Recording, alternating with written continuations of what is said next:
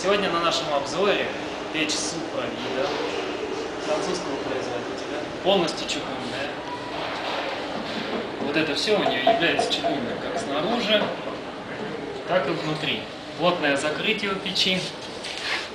Внутри печь футирована чугуном. Футирована чугуном, и сверху у нее находится зуб. Зуб дымовой, который препятствует быстрому уходу тепла из печи. Дымовой зуб сделан из вермикулита, можно посмотреть сверху.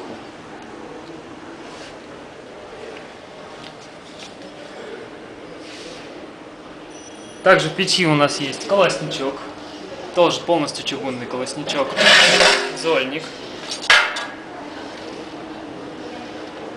довольно-таки большой, можно долго не вытряхать. Две регулировочки, ручка специально для регулировочки, чтобы не обжечься.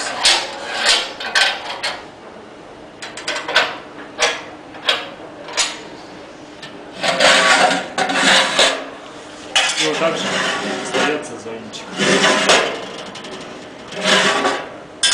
Также в комплекте есть инструкция по применению и установке на французском языке. И кевларовая перчатка. Или материал похожий на кевлар. Две заслоночки. Вот эти две заслоночки регулируют нижняя подача воздуха, основная, и это система чистое стекло.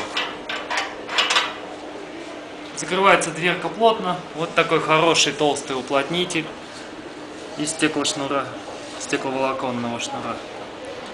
И большое панорамное стекло.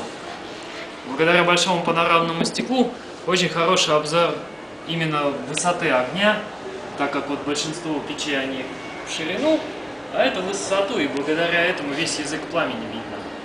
Очень-очень красивое у нас получается. Очень красивый получается обзор огня. Наслаждение огнем в этой прекрасной печи. Такая печь, она идет на объем помещения до 150 метров кубических. Это приблизительно по площади равно около 60 метров квадратного помещения, которое может говорить печь. Может и больше, если подальше потопить. А чугун будет долго-долго приятно, тепло мягкое излучать. И плюс после того, как уже огонь перестанет гореть, где-то еще часа полтора она будет горячей. И будет отапливать помещение.